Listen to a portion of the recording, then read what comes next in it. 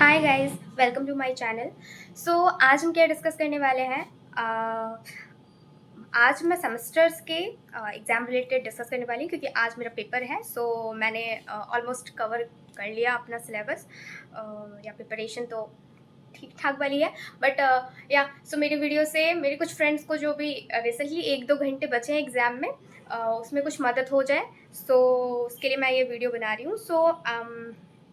तो आज हमारा पेपर है political science, major paper 12, right. So major paper 12 VBU university, ठीक है। विनोबा भावे यूनिवर्सिटी के जितने भी सारे स्टूडेंट हैं पॉलिटिकल साइंस के, जो भी 6 सेमेस्टर में है अभी, वो मेरे इस वीडियो को देख सकते हैं। और हाँ, मोटा मोटी मैं क्या बनाऊंगी यहाँ पर, तो बस एक रफली आइडिया कि सिलेबस हमारा है क्या, उसमें कैसे क्वेश्चन इंपॉर्टेंट वाले आएंगे और हमारा अप्रोच क्या होना चाहिए क्वेश्चन को सॉल्व करने के रिगार्डिंग, राइट। सो पेपर है पब्लिक पॉलिसी पेपर है मेजर 12 पॉलिटिकल साइंस से, ठीक है। इसमें हमारा सिलेबस क्या है, क्या क्या कवर होने वाला है। सो ये मैं बना रही हूँ बिकॉज मेरी एक फ्रेंड ने ही मेरे को कमेंट करा था कल या परसों कि एग्जाम रिलेटेड तुम कुछ बनाओ ऐसा, तो हमें हेल्प मिलेगा। So thank you for that. And या सो हमारा सिलेबस क्या है। सो सिलेबस की यदि हम पहले बात करें तो सिलेबस में सबसे पहला है पब्लिक पॉलिसी का डेफिनेशन। सो पब्लिक पॉलिसी का डेफिनेशन, कैरेक्टरिस्टिक्स और मॉडल, ठीक है। दूसरा है public policy process in India, कि पब्लिक पॉलिसी को कैसे बनाया जाता है, क्या प्रोसेस है उसका इंडिया में। तीसरा टॉपिक है बजट के रिगार्डिंग, बजट का कॉन्सेप्ट क्या है, बजट के सिग्निफिकेंस क्या है, अप्रोचेस क्या है, टाइप क्या है। देन फोर्थ टॉपिक है कि प्रोसेसेस ऑफ बजट, जैसे पब्लिक पॉलिसी का प्रोसेस, उसी तरह से बजट का प्रोसेस, ठीक है। देन फोर्थ है कि right to information, RTI, right to information क्या होता है, लोकपाल क्या होता है, ई गवर्नेंस क्या होता है। एंड सिक्स टॉपिक है कि सोशल वेलफेयर एडमिनिस्ट्रेशन के बारे में हमको जस्ट अवेयर होना है इस सैम में, कि ऐसा होना था, एग्जाम तो आज ही है। सो हाँ, सोशल वेलफेयर एडमिनिस्ट्रेशन के कॉन्सेप्ट और अप्रोचेस के बारे में जस्ट अवेयर होना है। एंड सेवन्थ लास्ट टॉपिक है हमारा कि सोशल वेलफेयर पॉलिसीज क्या क्या है। सोशल वेलफेयर पॉलिसीज बोलने का मतलब हेल्थ रिगार्डिंग क्या क्या है, जैसे health regarding national health mission है, education regarding right to information है, फूड रिगार्डिंग, तो फूड रिगार्डिंग पढ़ना है हमको right to food security act, ठीक है। एंड एम्प्लॉयमेंट रिगार्डिंग तो हमको पता ही है कि मनरेगा, MG नरेगा से रिलेटेड हमको कंसेप्ट इस सैम के अंदर पढ़ना है। तो मैं एक रफली सा जस्ट स्केच कर देती हूँ कि एग्ज़ाम होने ही वाला है बस 2 घंटों में। सो उसके पहले हम खुद के माइंड को मेकअप कर लें। और हाँ, ये वीडियो उन सारे स्टूडेंट्स को काम आएगा जो मोटा मोटी अपना तैयारी कर चुके हैं। एंड बस थोड़ा सा रिकैप के लिए या क्विक रिवीजन के लिए मेरे इस वीडियो से हेल्प ले सकते हैं कि ओवरऑल एक माइंड मैप के थ्रू मैं पूरा का पूरा सिलेबस उनके माइंड में जस्ट कुछ मिनट्स में क्लिक कर दूंगी। सो हाँ, लेकिन एक एक करके मैं सब कुछ बताने नहीं वाली हूँ यहाँ पर। सो वो मैं क्लियर कर देती हूँ। सो एक रफली आपको माइंड में क्लियर हो जाएगा कि या हम क्या टैकल करने वाले हैं, कैसे क्वेश्चन अभी हम फेस करने वाले हैं।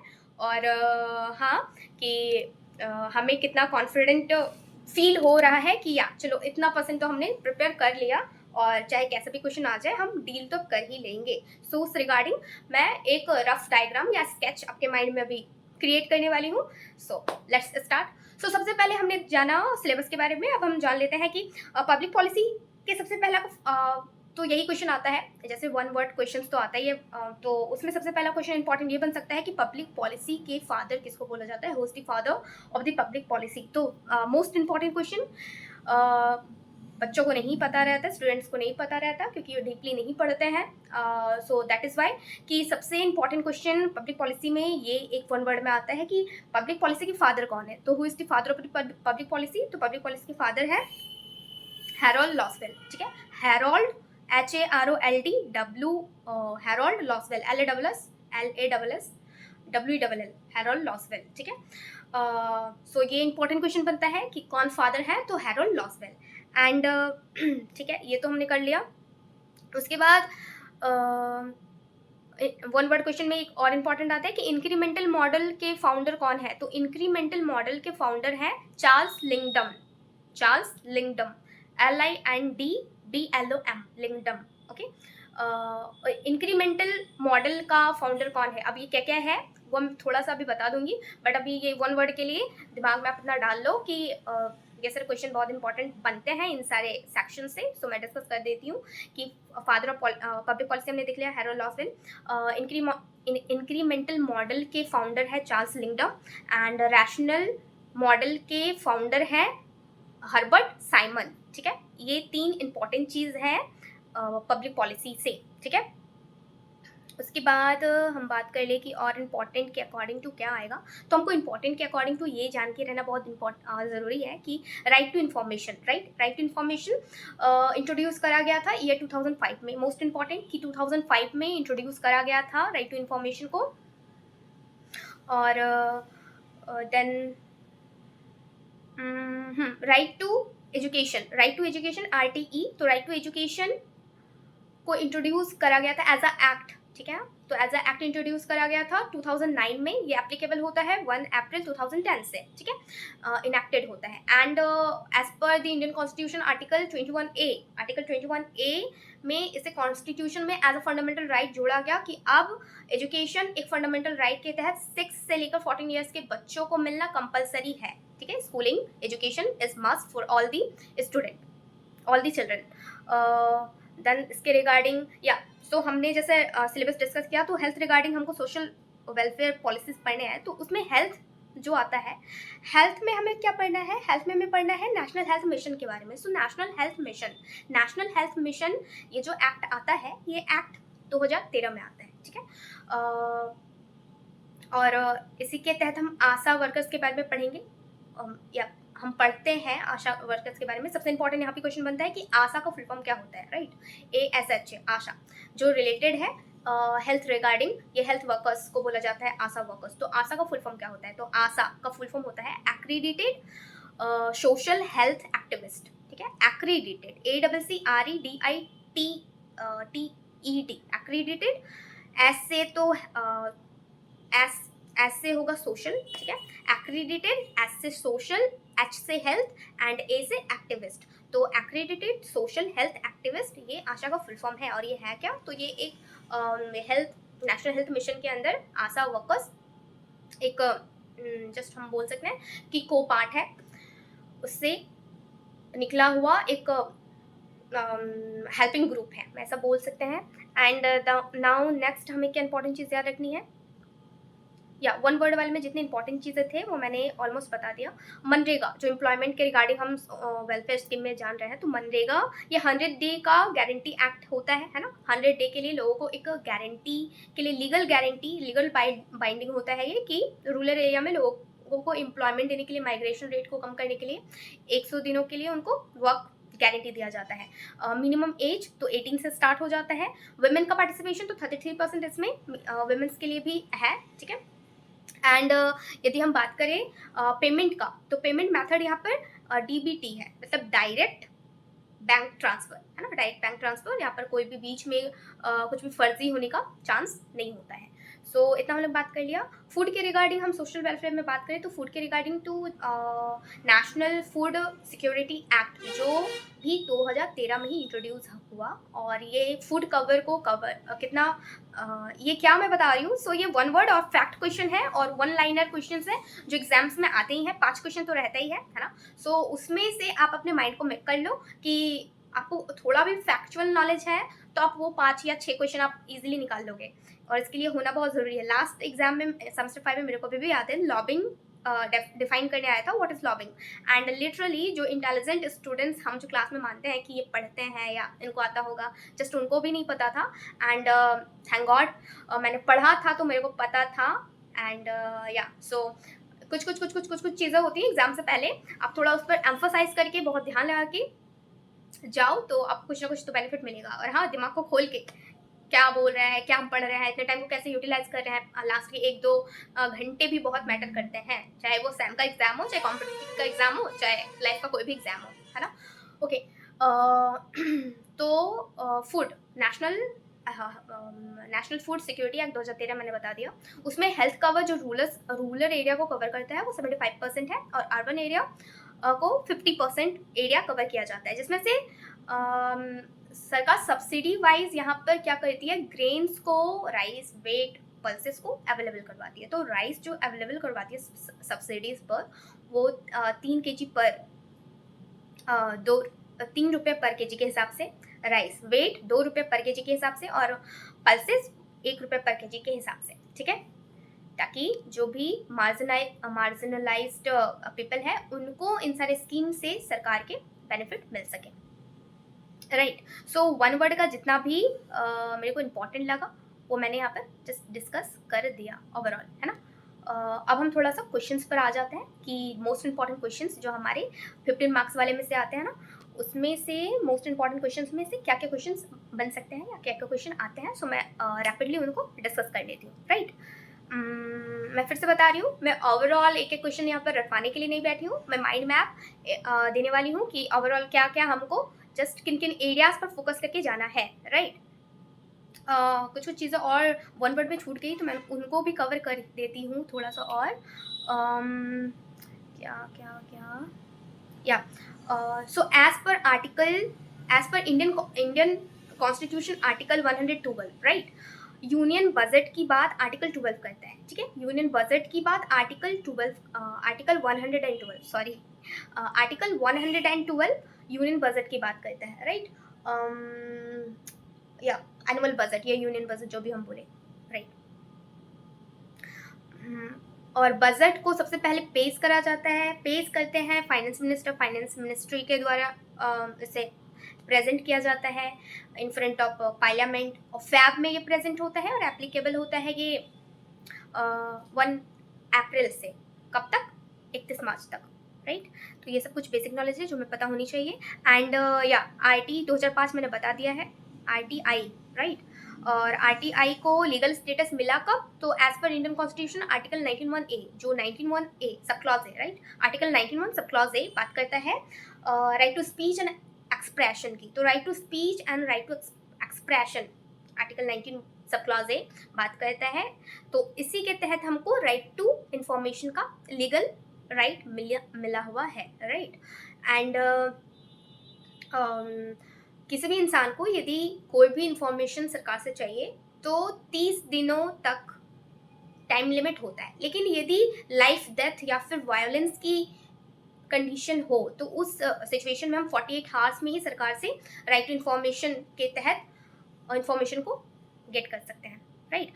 Most important question full form से बनता है। ICT का फुल फॉर्म मतलब क्या होता है, ICT तो information and communication technology, okay.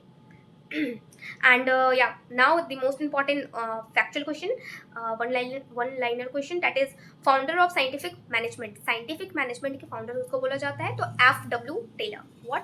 FW Taylor, okay. And yeah, कुछ चीज़ें और छूट गई कि राइट टू इंफॉर्मेशन में 25% रिजर्वेशन है प्राइवेट स्कूल में बच्चों के लिए, ठीक है। एंड ये सब तो मैंने बता दिया। या सो वन वर्ड हमने यहाँ पर फिनिश कर लिया। अब हम कुछ तो नहीं, टोटल वैसे 14 क्वेश्चन मैंने प्रिपेयर करा है एज पर exam point of view. So वही करूँगी मैं, अभी डिस्कस कर दूंगी थोड़ा थोड़ा करके, है ना।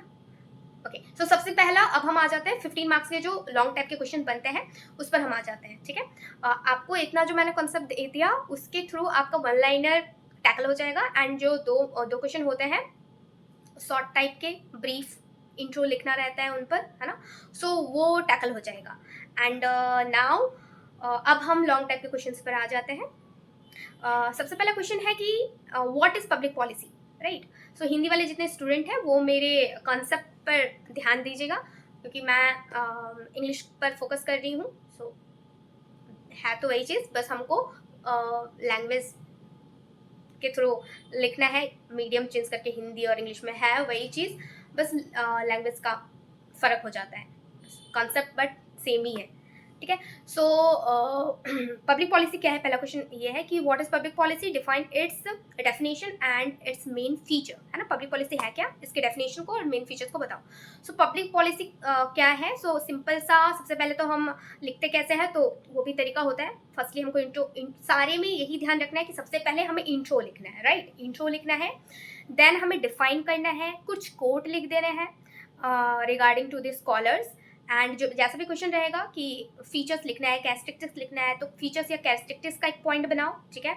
उसके बाद कुछ वैल्यू एडेड पॉइंट्स बनाओ, वैल्यू एडेड पॉइंट्स बनाओ, उसमें जोड़ो कुछ इंपॉर्टेंट चीज़ें, जैसे कि रेलेवेंट जोड़ो, उसके अंदर कुछ करंट रेलेवेंट जोड़ सकते हो, तो कुछ कोट जोड़ सकते हो तो जोड़ो, या फिर कुछ examples relevant to the present scenario जोड़ सकते हो तो जोड़ो। अपने क्वेश्चंस के आंसर को ज़्यादा से ज़्यादा रिलेटेबल बनाओ as per the examiner point of view, है ना। जो भी हमारे कॉपी चेक करेंगे उनको भी लगना चाहिए कि या हमारे पास नॉलेज तो है प्रेजेंट करने के लिए ना। तो आपके पास जितना भी नॉलेज है, आप जितने भी पढ़ के गए हो, आप उसको सिस्टमैटिकली अरेंज करो। कुछ भी क्वेश्चन आए हैं, पहले इंट्रो लिखो, देन डेफिनेशन, देन आफ्टर कुछ भी थिंकर का या फिर स्कॉलर का आप कोट लिख सकते हो तो लिखो।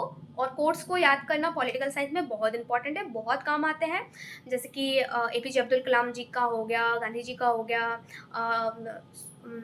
स्वामी विवेकानंद का हो गया, नेल्सन मंडेला, अब्राहम लिंकन, तो ये जितने भी ग्रेट पर्सनैलिटीज़ रहे हैं, राजाराम मोहन रॉय, इन सारे के जितने भी हम कोट्स को मेंशन कर सकते हैं हमारी राइटिंग्स में, हमारे आंसर राइटिंग में, दैट इज़ ब्रिलियंट, बहुत ही अच्छा होगा। सो एज पर स्टूडेंट कि आप इन सारे को ढूंढो और कलेक्ट करो और अपने आंसर में इन सबको वैल्यू एडिशन करो। देन आफ्टर कैरेक्टरिस्टिक्स है, वीकनेसेस है, उसका पॉइंट बनाओ, राइट। फिर माइंड मैप, है ना, डायग्राम से यदि आप शो कर सकते हो अपने आंसर को, जितना भी आपने कुछ लिखा है तो वो भी करो। एंड देन लास्टली आप इसको कंक्लूड करो और हेंस करके जस्ट फाइनलाइज कर दो कि ये मेरा कंक्लूजन है। सो ये एक पूरी एक आंसर को लिखने का तरीका होता है। सो हम इस क्वेश्चन पर आ जाते हैं कि व्हाट इज पब्लिक पॉलिसी। तो पब्लिक पॉलिसी बेसिकली कंसेप्ट, एक सेंट्रल कंसेप्ट होता है पॉलिटिकल साइंस में या फिर पब्लिक एडमिनिस्ट्रेशन में, है ना। पब्लिक पॉलिसी क्या होता है, सिंपल में पब्लिक के लिए जो भी पॉलिसी सरकार बनाती है एज पर अपने इंटरेस्ट को भी देख के, है ना, कि उनके पॉलिटिकल इंटरेस्ट भी फुलफिल हो, और एज पर इंसान एज अ सिटीजन, है ना, जो उनसे डिमांड कर रही है कि हमारी कुछ नीड है उनको भी फुलफिलमेंट हो, तो कुछ ऐसे एक्शन सेटअप रूल्स सरकार बनाती है as per the interest of the citizen. Simple यही है पब्लिक पॉलिसी, ठीक है। एज पर एज आई थिंक कि आप लोगों ने तो पढ़ लिया ही होगा, बट मेरे को बताना है थोड़ा सा, तो मैं शॉर्टली बता के आगे बढ़ती हूँ कि पब्लिक के लिए जो भी पॉलिसीज, जो भी नीतियाँ अथॉरिटेटिव बॉडीज बनाती है, अपने इंटरेस्ट को भी देखकर, पॉलिटिकल एजेंडाज को तो देखना ही है, और उसके साथ साथ या पब्लिक के इंटरेस्ट में भी, तो जो भी set of rules, decisions, actions, programs, वो हमारे लिए, नॉट सिर्फ हमारे लिए, अपने पॉलिटिकल इंटरेस्ट को फुलफिल करने के लिए भी जो लेते हैं, उसी को हम कहते हैं पब्लिक पॉलिसी। अब इसको डिफाइन करना है तो 3 मेजर स्कॉलर का डेफिनेशन हम दे सकते हैं। स्कॉलर्स के नाम यहाँ पर याद रखना बहुत जरूरी है। थॉमस आर डाई, पहला है थॉमस आर डाई, दूसरा है डेविड स्टन, एंड तीसरा है हैरोल्ड लॉसवेल। मैंने बता चुका है कि Harold Lasswell father of the public policy है ना। सो हैरोल्ड लॉसवेल अपने डेफिनेशन देते हैं और वो कहते हैं, मैं जितना जितना बोलूंगी उतना याद रखना ही बहुत काफ़ी होगा, ठीक है। सो वो अपने डेफिनेशन में क्या कहते हैं हैरोल्ड लॉसवेल, वो कहते हैं कि public policy is a decision making process, एक डिसीजन मेकिंग प्रोसेस होता है जो कंसर्न करता है, public policy is all about who get what when and how, है ना। तो main person behind the public policy यही बंदा है ना, यही स्कॉलर है हैरोल्ड लॉसवेल, और ये कहता है कि पब्लिक पॉलिसी कुछ नहीं है, डिसीजन मेकिंग प्रोसेस है, और ये कंसर्न करता है हु गेट, कौन पा रहा है, कितना पा रहा है और कैसे पा रहा है, ठीक है। Who, what, when and who, what, when and how, या व्हाट, व्हेन एंड हाउ, कौन कैसे और कब पा रहा है, क्या फैसिलिटीज जो भी सरकार बना रही है, ऑथोरिटी बॉडीज बना रही है। देन देन स्कॉलर आता है डेविड स्टन। तो डेविड स्टन का सिंपल सा एक लाइन है, ये ही सिर्फ दिमाग में रखना है। अथॉरिटेटिव एलोकेशन ऑफ वैल्यूज की बात कौन करता है, तो अथॉरिटेटिव एलोकेशन ऑफ वैल्यूज की बात डेविड स्टन करता है। अब ये क्या होता है, अथॉरिटी के साथ किसी भी, अथॉरिटी मतलब सत्ता, पावर, है ना, पावर के साथ किसी भी वैल्यूज को एलोकेट करना, जैसे कि हम देखते हैं ना PDS system, public distribution system, तो उसमें क्या है कि अथॉरिटी के साथ डिस्ट्रीब्यूशन किया जा रहा है वैल्यूज का। Then Thomas R Dye sorry Thomas R Dye. So Thomas R Dye क्या बात करते हैं, ये सिंपल में इतना सही बात करते हैं कि गवर्नमेंट चूज टू डू और not to do, choose to do and not to do, simple से इतना ही डेफिनेशन है इनका कि गवर्नमेंट चूज करता है कि पब्लिक पॉलिसी क्या होना चाहिए एंड क्या नहीं होना चाहिए। ओके, अब फीचर की बात कर लेते हैं। तो फीचर में सिंपल सा है कि ये गवर्नमेंट ओरिएंटेड होता है, गोल ओरिएंटेड होता है, डायनामिक इन नेचर होता है सॉरी इतना फास्टली जस्ट स्पीक हो रहा है तो मेरे को खांसी आ रही है। Then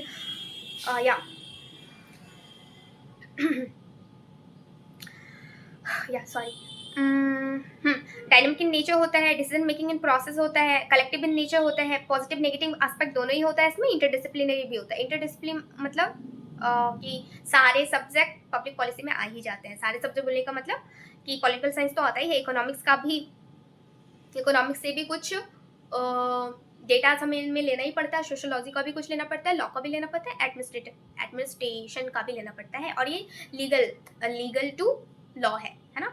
so I think so ये मेन फीचर समझ में आ रहे होंगे आपको। सॉरी मेन फीचर्स में उसके फीचर्स बताने कि गवर्नमेंट ओरिएंटेड होता है ये। देन व्हाट, गवर्नमेंट ओरिएंटेड कि मेन अथॉरिटी से ही ना बनेगा, कुछ ना कुछ पर्पस होगा, डायनामिक इन नेचर होगा, समय के साथ पब्लिक पॉलिसीज बदलती रहती हैं, है ना, डिसीजन मेकिंग होती है, सरकार कुछ डिसीजन लेके आती है, कलेक्टिव इन नेचर होता है, लोगों के लिए बनता है, पॉजिटिव नेगेटिव दोनों ही एस्पेक्ट होता है। उसके बाद जस्ट आप इसमें और क्या ऐड कर सकते हो, सो वैल्यू एडेड पॉइंट्स में कुछ ऐड कर सकते हो। वैल्यू एडेड पॉइंट में मैंने बताया कि जैसे कि आप थॉट ऐड करो कि क्या है पब्लिक पॉलिसी, ठीक है, थॉट ऐड करो, कोट ऐड करो। कोट में सबसे इंपॉर्टेंट गांधी जी का कोट है, the best way to find your self, है ना, is to lose your self in the service of the others. मतलब फैंटास्टिक, कितना सुंदर सा कोट है उनका। वो कहते हैं the best way to find your self, खुद को पाने का सबसे अच्छा तरीका है दूसरों के सर्विस में खो जाना, है ना। The best way to find your self is to lose your self in the service of the others. So public policy के बारे में वो यही कहते हैं कि पब्लिक पॉलिसी बेसिकली वेलफेयर है, पीपल्स का सर्विस करते हुए, राइट। करंट रेलेवेंस एक पॉइंट जोड़ो जिसमें आप ये बताओ कि करंट रेलेवेंस में कैसे डिजिटल इंडिया, स्वच्छ भारत मिशन, ये कुछ पब्लिक पॉलिसीज हैं, राइट, जिसमें पीपल्स का भी पार्टिसिपेशन उतना ही है। देन लास्ट में आप कंक्लूड कर सकते हो कि पब्लिक पॉलिसी सोल है गवर्नेंस का, राइट। वो आपके क्रिएटिविटी पर डिपेंड करता है, आप कितना क्रिएटिव उसको बना सकते हो कि कैसे आप उसको क्लोजिंग लाइन दोगे। एंड माइंड मैप, मैंने जैसे बताया कि माइंड मैप भी आप दे सकते हो कि माइंड मैप में आप कैसे पब्लिक पॉलिसी को जस्ट डिफाइन करोगे, राइट। एंड नाउ हम नेक्स्ट आ जाते हैं कि या इसी क्वेश्चन के अंदर में हम माइंड मैप में ये दे सकते हैं कि पब्लिक पॉलिसी के क्या क्या स्टेप्स, क्या क्या स्टेजेस होते हैं। तो पहले तो हम क्या करते हैं, कोई भी प्रॉब्लम होता है ना सोसाइटी में, तो प्रॉब्लम को आइडेंटिफाई किया जाता है। देन प्रॉब्लम को आइडेंटिफाई, ये मैं बता के आ रही हूँ, पब्लिक पॉलिसी के प्रोसेसेस, राइट। तो सबसे पहले प्रॉब्लम का आइडेंटिफिकेशन होता है, राइट। तो प्रॉब्लम का आइडेंटिफिकेशन करने के बाद फिर उसका फॉर्मुलेशन किया जाता है, उस पर चिंतन मनन किया जाता है कि इसमें क्या हम सॉल्यूशन निकालें। देन उसे इम्प्लीमेंट करा जाता है। इम्प्लीमेंट करने से पहले अडॉप्ट किया जाता है, किसके द्वारा, by the body of the parliament, है ना, पार्लियामेंट बॉडीज के द्वारा अडॉप्ट किया जाता है। देन उसको इम्प्लीमेंट किया जाता है, देन इवेल्युएट किया जाता है। मैं बहुत ज़्यादा डीपली जाके अभी नहीं समझा सकती क्योंकि मुझे सिर्फ रिकैप करना है चीज़ों को, तो मैं ये बता क्या रही हूँ। जैसे कि कुछ हमारे पास प्रॉब्लम होता है, तो पहले प्रॉब्लम है ना, सरकार क्या करती है, वेलफेयर स्कीम्स बनाती है लोगों के लिए, राइट। तो कुछ प्रॉब्लम होगा तो पहले तो प्रॉब्लम ढूंढेगी ना वो, तो पब्लिक पॉलिसी का प्रोसेस है पहले प्रॉब्लम को आइडेंटिफाई करना, फिर प्रॉब्लम के रिगार्डिंग सॉल्यूशन निकालना। अब सॉल्यूशन जब निकालना मतलब फॉर्मुलेट करना, फॉर्मुलेट हो गया, देन वो अडॉप्ट किया जाता है by the parliament bodies, parliament के जितने भी बॉडीज मिनिस्टर्स हैं उनके द्वारा कि चलो ठीक है, ये हमने जो लॉज बनाया है, ठीक है, अब उसे इम्प्लीमेंट कर दिया जाता है। अब इम्प्लीमेंट जब करा जाता है तो वो बिल से लॉ बन गया। अब लॉ जब बन गया तब उसे इवेल्युएट किया जाता है, लोगों के पास उसे इम्प्लीमेंट कर दिया जाता है, लोग सोसाइटी में फिर इम्प्लीमेंट किया जाता है कि क्या ये सही है या इस पर कुछ चेंज करना है, हमने जो पॉलिसी लेके आए हैं, है ना। ओके, देन आफ्टर ये हमारा फर्स्ट क्वेश्चन कवर होता है। उसके बाद नेक्स्ट क्वेश्चन है हमारा, what are the main model of public policy making. Main model, so main model of public policy making and do the comparative study. तो public policy making वही intro दो आप उसमें, है ना। एक लाइन यहाँ पर बहुत इंपॉर्टेंट है कि पब्लिक पॉलिसी एक लेंस होता है ना। पब्लिक पॉलिसी एक लेंस है, ठीक है। पूरा का पूरा क्या कह सकते हैं, अच्छा मैं भूल गई, मैं इस पॉइंट को हटा देती हूँ। सो एक लाइन हम यहाँ पर ऐड कर सकते हैं, जैसे मैंने कोर्ट में कहा कि कोर्ट में हम लाइन ऐड कर सकते हैं, तो यहाँ पर कोर्ट में हम ये लाइन ऐड कर सकते हैं कि थॉमस डाई जो है वो मॉडल, वो कहते हैं कि model help us to identify what is significant more, है ना। क्या ज़्यादा इंपॉर्टेंट है, इस चीज़ को आइडेंटिफाई करता है मॉडल्स। तो मॉडल्स इसलिए ज़्यादा इंपॉर्टेंट होते हैं, ये एक हम कोर्ट लाइन में ऐड कर सकते हैं। देन मेन मॉडल्स में हम आ जाए, models of public policy making. तो मॉडल्स में अलग अलग मॉडल होते हैं। हमारी कंट्री क्या है कि किसी भी एक मॉडल पर काम नहीं करती, मिक्स ऑफ मॉडल्स पर काम करती है, ठीक है। जैसे मॉडल्स में पहला मॉडल क्या, रैंडमली हम कुछ भी बोले कि इंस्टीट्यूशनल मॉडल होता है। इंस्टीट्यूशनल मॉडल क्या होता है? इंस्टीट्यूशनल मॉडल मतलब इंस्टीट्यूशन के लोगों ने इस मॉडल को बनाया है, उनके थ्रू कुछ पॉलिसीज बनाई जाती है। जैसे कि पार्लियामेंट में जितने भी लोग बैठे हुए हैं, है ना, जैसे कि जीएसटी एक्ट आया। सो जीएसटी एक्ट कैसे आया? पार्लियामेंट ने बनाया और फिर उसको अप्लाई कर दिया गया। तो ये इंस्टीट्यूशन है पार्लियामेंट हमारे कंट्री में, है ना। कॉन्स्टिट्यूशनल बॉडी है। सो इंस्टीट्यूशन के थ्रू कुछ मॉडल बनाया जाता है, सो उसको हम कहते हैं इंस्टीट्यूशनल मॉडल। ग्रुप मॉडल क्या होता है? ग्रुप मॉडल हमने बहुत बार नाम सुना है इंटरेस्ट ग्रुप का, राइट। तो इंटरेस्ट ग्रुप क्या करती है? अपनी अपनी इंटरेस्ट को लेकर सरकार के पास जाती है। फार्मर्स की इंटरेस्ट ग्रुप होती है, वुमेन्स इंटरेस्ट ग्रुप होती है। तो अपने अपने इंटरेस्ट ग्रुप को लेकर सरकार के पास एम्फोसाइज करना कि हमारी डिमांड्स को पूरे करो। सो ग्रुप मॉडल का काम ये होता है कि फार्मर रिगार्डिंग ग्रुप होती है, वुमेन रिगार्डिंग ग्रुप होती है, चाइल्ड रिगार्डिंग ग्रुप होती है। सो ग्रुप मॉडल का ये काम होता है कि वो एम्फोसाइज करती है सरकार पर अपने डिमांड्स को फुलफिल करवाने के लिए। तो ग्रुप मॉडल हो गया, इंस्टीट्यूशनल मॉडल हो गया। इलीट मॉडल, अब ये इलीट क्या होता है? इलीट मतलब होता है कुछ गिने चुने लोग जो कि पावर पर बैठे हुए हैं और वही पूरे पावर को चला रहे हैं, है ना। नॉर्मल पीपल नहीं चलाते हैं। हम जैसे कहते हैं कि we the people of India, हमारे हाथों में ही सारे पावर्स होते हैं, तो ऐसा कुछ नहीं होता है। पॉलिटिकल साइंस में एक्चुअल पावर जो होता है वो कुछ इलीट, कुछ गिने चुने लोगों के हाथों में ही होते हैं, और वो इलीट के पावर इलीट में ही सर्कुलेट करते रहते हैं, है ना। जैसे अभी प्रेजेंट गवर्नमेंट है मोदी जी का, राइट, बीजेपी पार्टी। सो एनडीए गवर्नमेंट, सो एनडीए का जो गवर्नमेंट बना है, बीजेपी मेजॉरिटी में है, तो हम क्या यहाँ पर कहेंगे कि बीजेपी हट जाएगी तो पावर आपके हाथों में या मेरे हाथों में चली जाएगी? नहीं, ऐसा नहीं होगा। वो यदि सत्ता से हटेगी, पावर से हटेगी, तो उसके जगह पर फिर जो भी रूलिंग बड़ी बड़ी पार्टीज है, आप हो गया या फिर कांग्रेस हो गई, वो मेजॉरिटी में आ सकती है।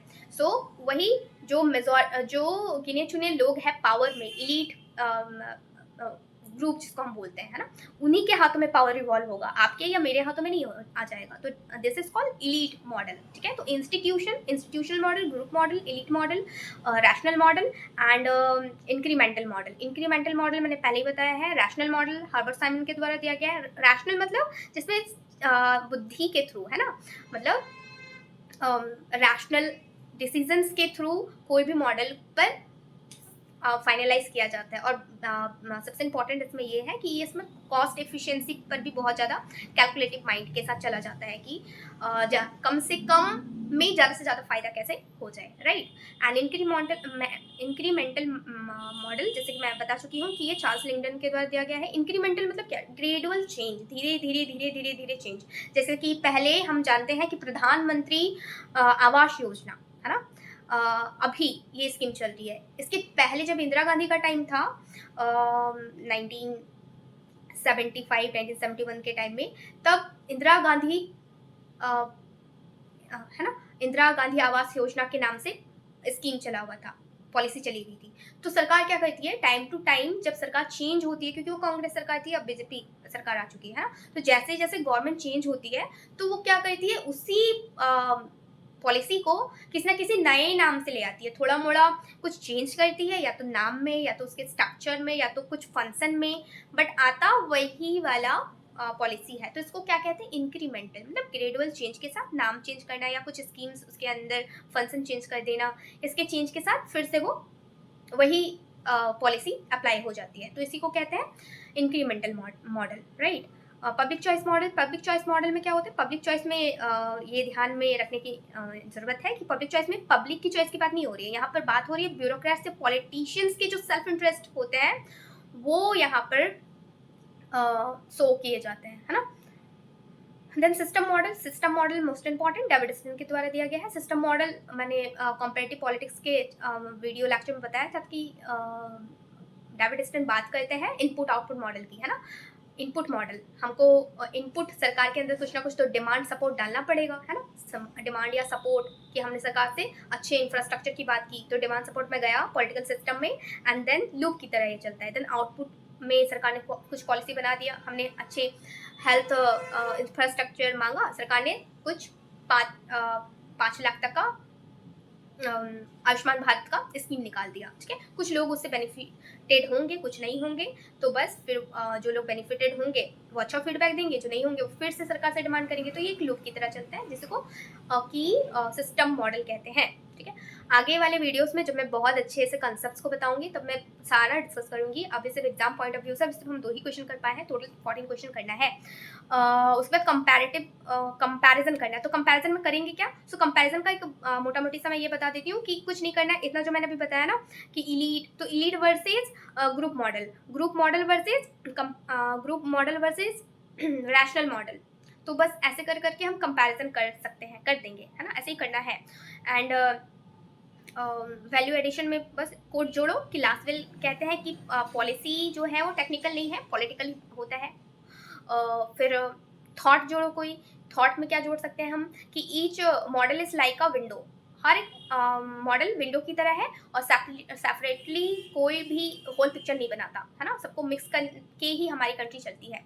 वही एग्जाम्पल दो कि हमारे देश में यदि हम इंडिया की बात करें तो बजट इंक्रीमेंटल मॉडल पर काम करता है, लॉज जो आते हैं वो इंस्टीट्यूशनल मॉडल है, क्यों, इंस्टीट्यूशन के थ्रू लॉज आ रहे हैं। रिफॉर्म्स जो होते हैं वो एलीट कुछ लोग उस पर इन्वॉल्व होते हैं। फार्मर्स प्रोटेस्ट है, ये ग्रुप इंटरेस्ट है ना, ग्रुप मॉडल पर काम करते हैं, तो सारा एक साथ काम करता है। उसके बाद कंक्लूड करो और गांधी जी का कोट लास्ट में कंक्लूड करते हुए अपनी क्रिएटिविटी के साथ कि एक nation, a Nations greatness is measured by how it treat it's weakest member, है ना। एक नेशन की ग्रेटनेस तभी सो होती है कि वो अपने सबसे वीकेस्ट पर्सन के साथ कैसे ट्रीट करता है, राइट।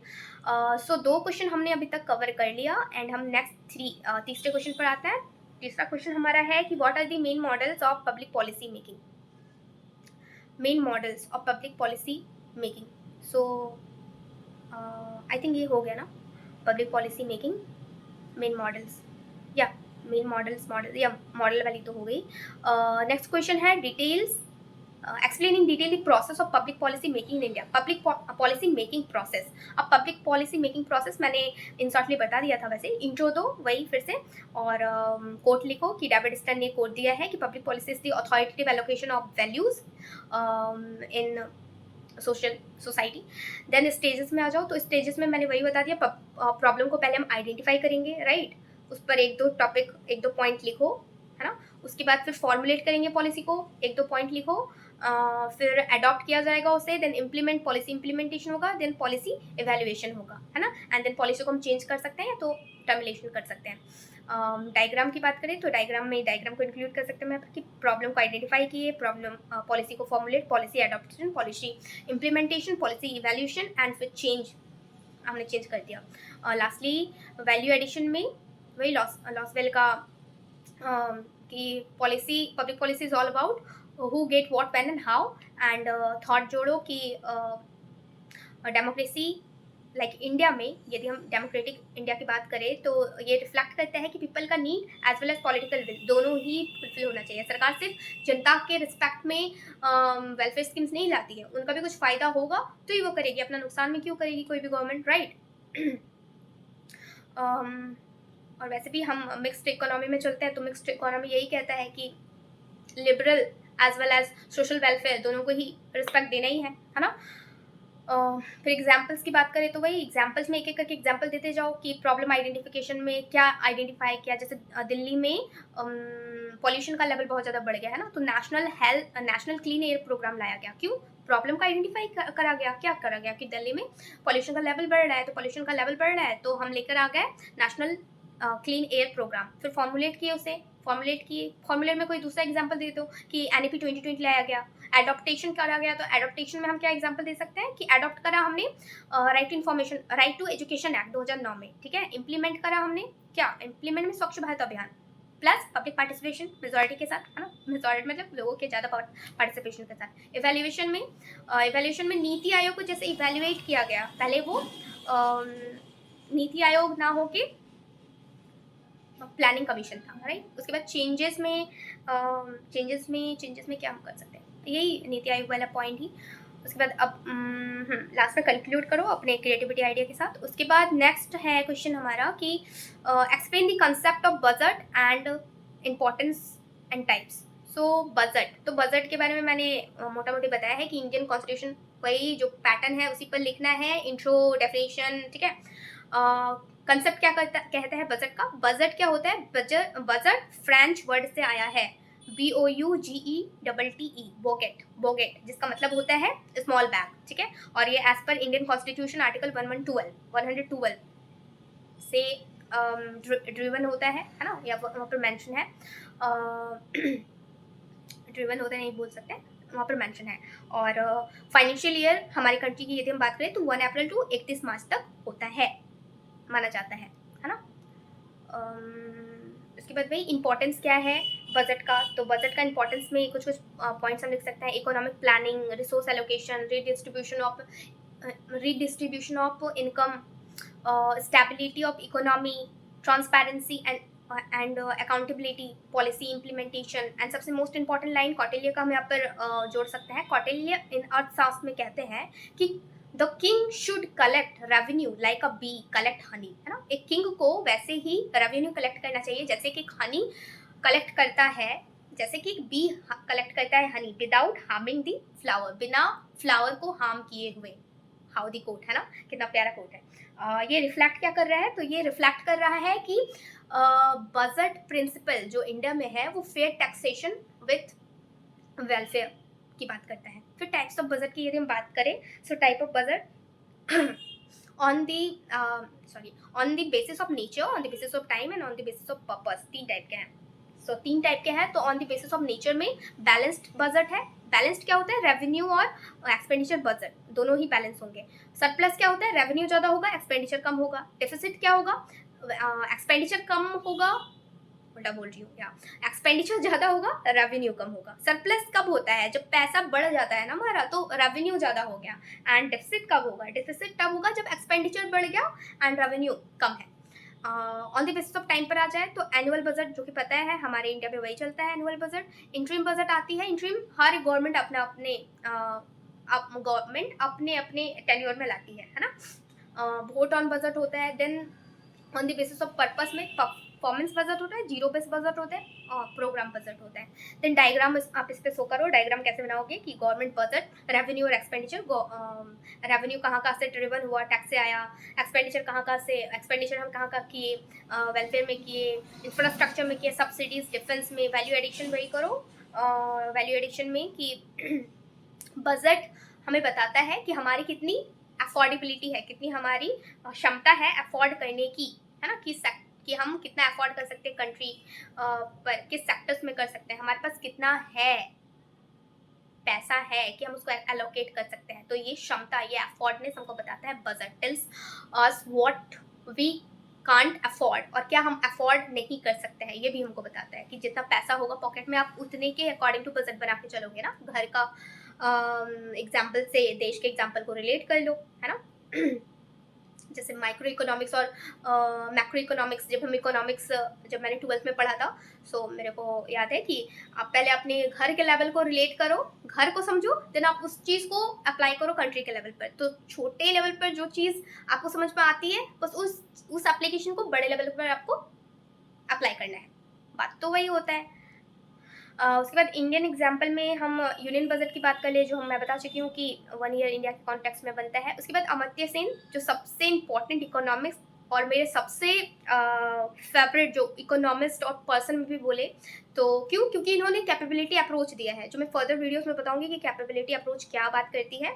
इन्होंने इंसान की कैपेबिलिटीज़ को बढ़ाने की बात करी है कि आप जो फ्री में दे देते हो, लोगों को आदत बना देते हो, या फिर सोचते हो कि बहुत पुण्य दान का हम कर्म कर रहे हैं, बहुत अच्छा हो जाएगा, तो किसी को एक दिन का रोटी दे देने से आप खुद में ये संतुष्ट हो जाओ कि भगवान मुझे पुण्य देगा, तो ऐसा है नहीं। आप उसके कैपेबिलिटीज़ पर काम करो, उसकी कैपेबिलिटीज़ बढ़ जाएगी, तो वो खुद इतना सक्षम हो जाएगा कि अपने लाइफ में बहुत कुछ कर पाएगा। तो ये अमर्त्य सेन अपने कैपेबिलिटीज़ अप्रोच में देते हैं, और या he is a very genius man, और बहुत ही विजनरी मैन है। तो उनका हम यहाँ पर बहुत तारीफ कर दिया मैंने इनका, बिकॉज मेरे बहुत ही फेवरेट इकोनॉमिक्स और पर्सनैलिटी में से आते हैं। सो ये अपने लाइफ में क्या कहते हैं, ये कहते हैं कि इनका एक कोट हम जोड़ सकते हैं कि सेम वही जैसे मैंने बताया कि कैपेबिलिटी अप्रोच की ये बात करते हैं, तो उसी कॉन्टेक्स्ट में ये कहेंगे अपना कि इकोनॉमिक ग्रोथ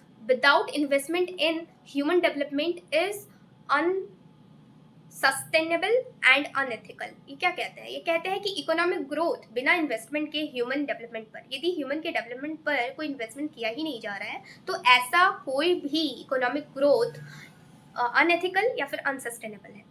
अमेजिंग है ना। सो ह्यूमन के डेवलपमेंट पर, ह्यूमन के ग्रोथ पर, कैपेबिलिटीज पर ही बात करते हैं ये, और इनका ये कहना है।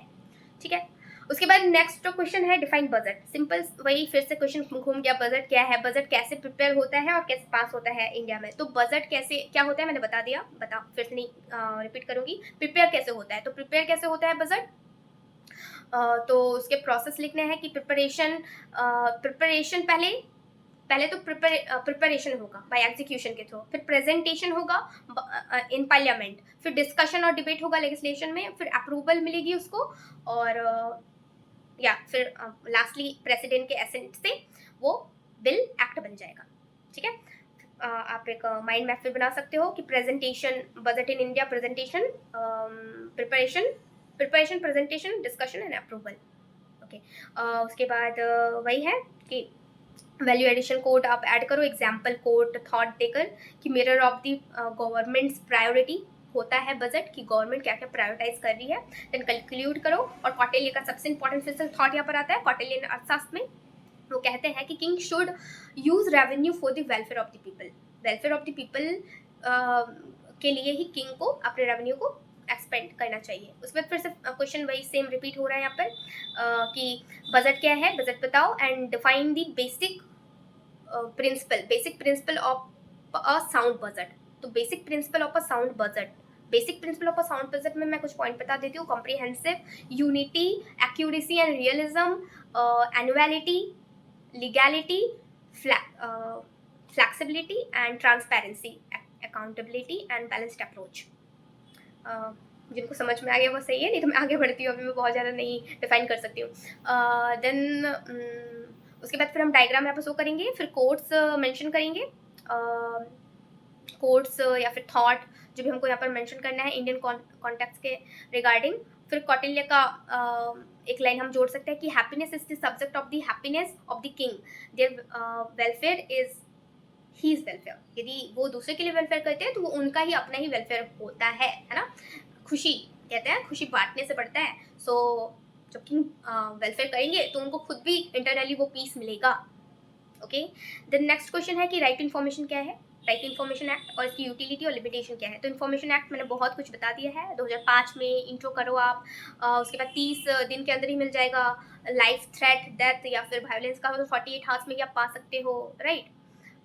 पब्लिक इंफॉर्मेशन ऑफिसर के थ्रू, है ना, इंफॉर्मेशन डिपार्टमेंट ऑफ इंडिया के थ्रू आपको इंफॉर्मेशन मिल जाएगी। यूटिलिटी क्या है, तो ये ट्रांसपेरेंसी को प्रमोट करता है, इन्फ्लुएंस इंश्योर करता है, अकाउंटेबिलिटी को एम्पावर करता है सिटीजन को, strengthening democracy, protect rights, quick remedy. Example कुछ जोड़ दो कि इंडिया के कॉन्टेक्स्ट में हम देख सकते हैं कि मनरेगा या फिर आधार हाउसिंग स्कैम जितने भी होते हैं रिगार्डिंग लिमिटेशन में, कि मिसयूज़ भी होता है, थ्रेट भी मिलता है जो भी एक्टिविस्ट है, डिले भी होती है, बर्डन ओवर बर्डन भी हो जाता है सिस्टम पर, एंड या अमेंड भी हो चुका है बहुत बार, 2019 में ही हुआ था। उसके बाद कुछ आप डायग्राम बनाओ वही कि राइट ऑफ इंफॉर्मेशन, मतलब RTE 2005 यूटिलिटी के रिगार्डिंग और लिमिटेशन के रिगार्डिंग। देन वही कुछ कोट जोड़ो कि APJ अब्दुल कलाम जी ने कहा है, गांधी जी ने कहा है कि honesty, an honest public servant can not be afraid of the light, है ना, एक ऑनेस्ट पब्लिक सर्वेंट किसी से भी नहीं डरता। सो कुछ ये सब आइडियल चीज़ें हैं, आप जोड़ सकते हो अपने आंसर में, आइडियाज़। एंड या नॉलेज सबसे इंपॉर्टेंट वेपन होता है। देन हम आ जाते हैं नेक्स्ट क्वेश्चन पर कि ऑब्जेक्टिव लोकपाल बिल। सो लोकपाल बिल के बारे में क्या, लोकपाल बिल बेसिकली आया था करप्शन के लिए, है ना, करप्शन को हटाने के लिए। सो ये 2013 में इंट्रोड्यूस हुआ है ये एक्ट। लोकपाल सेंट्रल लेवल के लिए होता है और लोकायुक्त एक्ट स्टेट लेवल के लिए होता है। अन्ना हजारे जब 2011 में Anna Hazare anti corruption movement जब आया 2011 में, तब जाके ये एक बहुत बड़ा ये ग्रुप के थ्रू हुआ था ना। सो ग्रुप मॉडल के बेस पर लोगों ने आवाज़ उठाया और फिर ये एक्ट बना और 2013 में ये इम्प्लीमेंट 2013 से इम्प्लीमेंट हो चुका है, राइट। या उसके बाद उसके ऑब्जेक्टिव में हम डाल सकते हैं क्या कि इंश्योर करता है अकाउंटेबिलिटी, ट्रांसपेरेंसी याद ही रखना है, रिस्टोर करता है पब्लिक के ट्रस्ट को। फंक्शनिंग में यही डालो आप कि कॉम्पोजिशन, तो कॉम्पोजिशन में इसमें क्या होता है कि लोकपाल जो होते हैं उसमें मेंबर चेयरपर्सन होते हैं CJI ऑफ इंडिया एंड, और या तो वो होंगे या तो सुप्रीम कोर्ट के जज होंगे। जुरिडिक्शन में मिनिस्टर्स होते हैं, ग्रुप ABCD के ऑफिसर्स होते हैं, प्राइम मिनिस्टर्स होते हैं, पावर CBI इन्वेस्टिगेशन किया जाता है।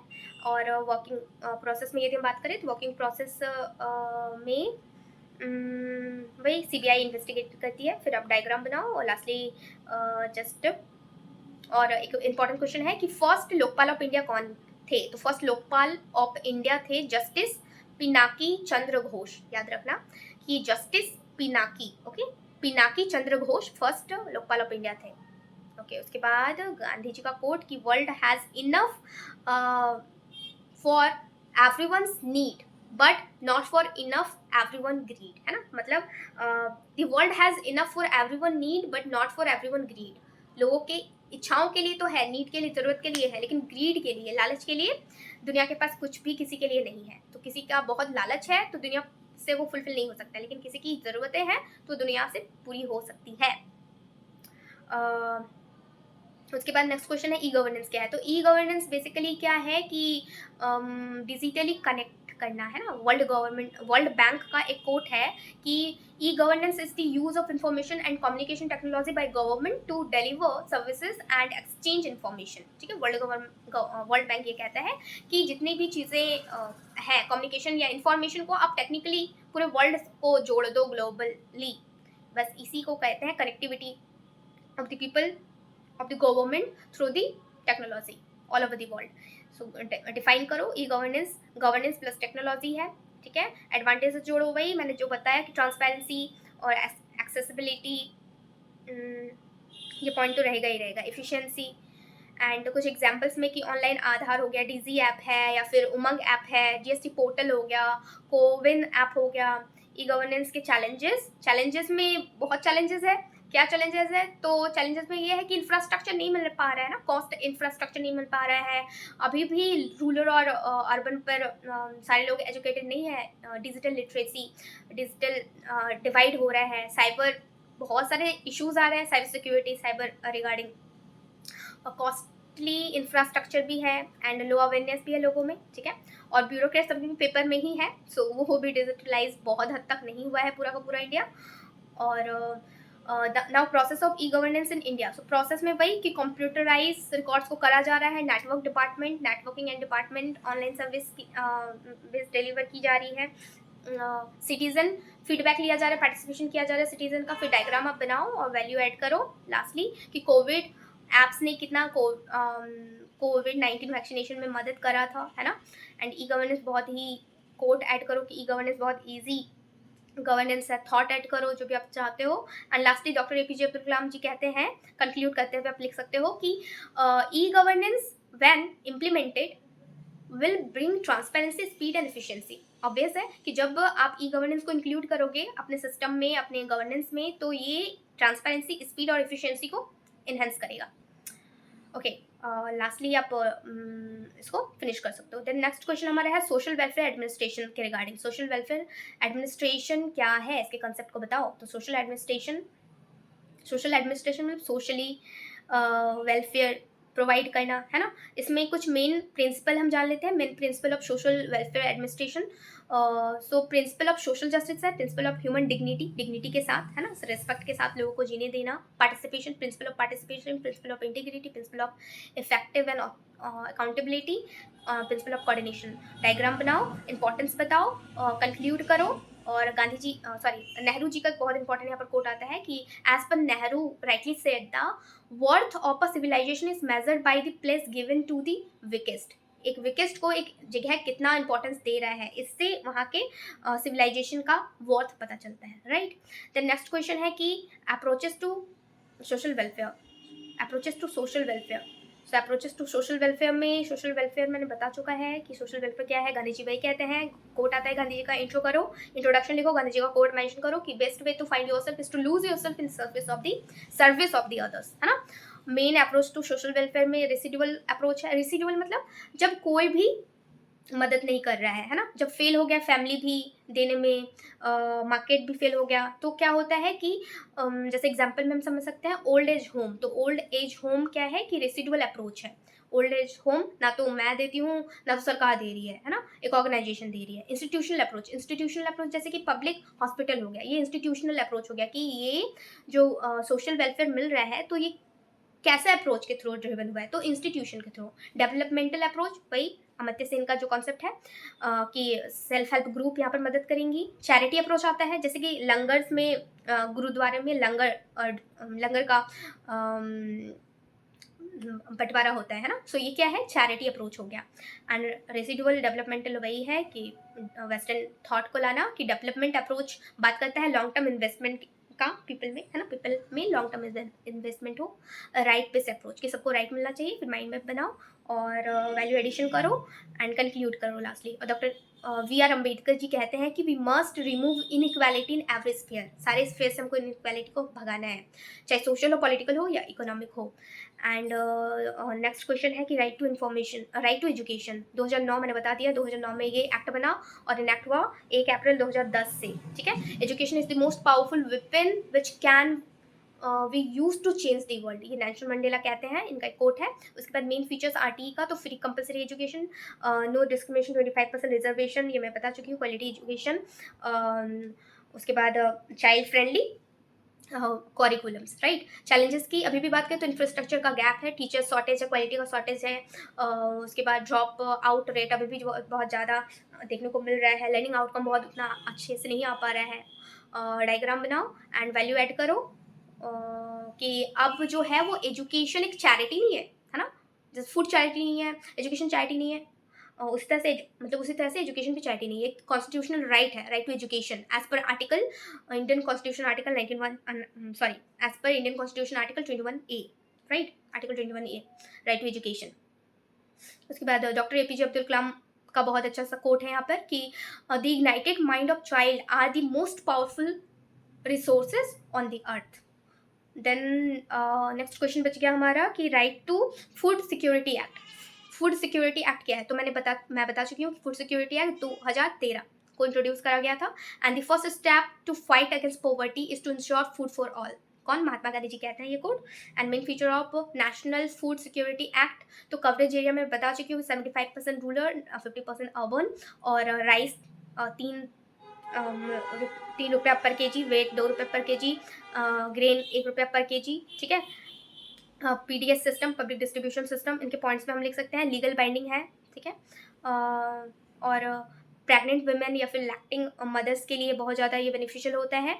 इम्पैक्ट में हम बता सकते हैं कि कैसे इसने हंगर को रिड्यूस करा है, reducing hunger, food security for vulnerable groups, improve करा है हेल्थ एंड न्यूट्रिशन को, social equity, not equality, equity क्या होता है, फेयरनेस, है है ना। फेयरनेस का मतलब क्या है कि फेयरनेस का मतलब है कि कुछ भी स्कीम आया है, ठीक है, तो स्कीम जब आता है तो सोसाइटी के सारे तबकों के लिए आता है, चाहे वो मिडिल क्लास हो, चाहे अपर क्लास हो, चाहे लोअर क्लास हो। तो कोई भी स्कीम से जो अपर है तो और अपर हो जाएगा ना, लोअर वाला तो लोअर की कंडीशन थोड़ी सुधर सकती है, और जो मिडिल है वो खुद को थोड़ा और अच्छा कर सकता है।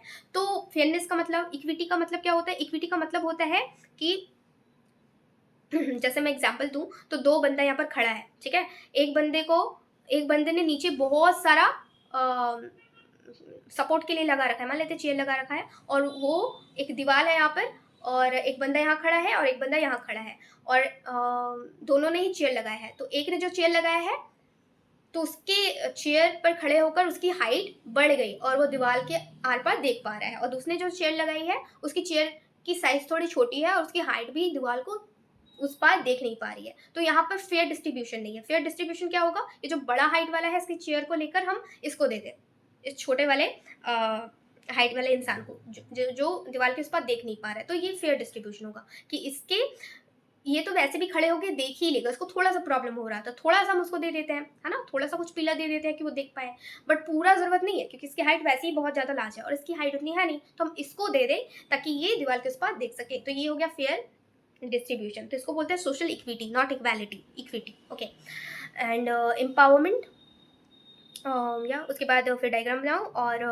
वैल्यू एडिशन करो कि पहले हमको हंगर से निपटना पड़ेगा, है ना। The first fight against hunger is the first key toward development and dignity. या उसके बाद महात्मा गांधी ये कहते हैं, there is enough space in the world for everyone's need but not everyone's greed. Okay, then Mahatma Gandhi national rural employment guarantee act, MG NREGA 2005। Introduction मैंने बहुत कुछ दे दिया है कि 100 दिनों का काम होता है, लीगल बाइंडिंग है, 2005 में इंट्रोड्यूस हुआ। Poverty is the worst form of violence, Mahatma Gandhi का कोट है। ऑब्जेक्टिव लिखो कि वेज एम्प्लॉयमेंट होता है, सस्टेनेबल है, माइग्रेशन को कम करने के लिए है, विमेन का भी पार्टिसिपेशन है, मार्जिनाइज कम्युनिटीज़ की 33% विमेन का इन्वॉल्वमेंट हो सकता है। रीज़न क्या है? तो लीगल गारंटी है, या poverty reduction, women empowerment, creation of wealth, sorry asset not wealth, creation of asset, social inclusion, transparency measures. And failure क्यों हुआ वो ये? तो बहुत सारे कुछ डिलेज होने लगी इसमें, है ना, करप्शन आने लगा, गैप्स इम्प्लीमेंटेशन में gaps, insufficient awareness, poor quality. फिर डायग्राम वही जो मैंने बताया कि MNREGA 2005, reason for success, reason for failure, points wise लिख दो। एंड वैल्यू एडिशन पॉइंट्स में कुछ थॉट्स को ऐड करो कि employment is a human right है, नॉट अ प्रिविलेज, प्रिविलेज नहीं है, राइट। कोविड के थ्रू हमने देखा कि बहुत सारे मनरेगा के थ्रू लोगों को मिली है, सुविधा मिली है, बेनिफिट मिला है। एंड कंक्लूड करो कि महात्मा गांधी क्या कहते हैं कि the future depend on what we do in the present, give work, dignity and hope to the poor, ठीक है, क्योंकि पुअर के लिए यही उनकी सबसे बड़ी आशा है, मार्जिनलाइज कम्युनिटी के लिए यही उनकी बहुत बड़ी आशा होती है कि उनको उनके लेवल से थोड़ा ऊपर उठाने का कोशिश करा जाए, सरकार थोड़ा सा हाथ दे उनको कि वो अपने लेवल को बढ़ा सके। ओके, सो ये ओवरऑल हमने टोटल 14 क्वेश्चंस को कवर कर लिया। हाँ, 1 घंटा हो ही गया वैसे, तो मेरे को अपलोड भी करना है। इनफैक्ट मेरे कुछ दोस्तों को कुछ थोड़ा मोड़ा सुन तो सके वो, तो मैं अपलोड कर दूँ। ऑल द बेस्ट, अच्छे से एग्ज़ाम दो सारे मेरे फ्रेंड्स, एंड ऑब्वियसली मैं खुद भी okay, so all the best and bye.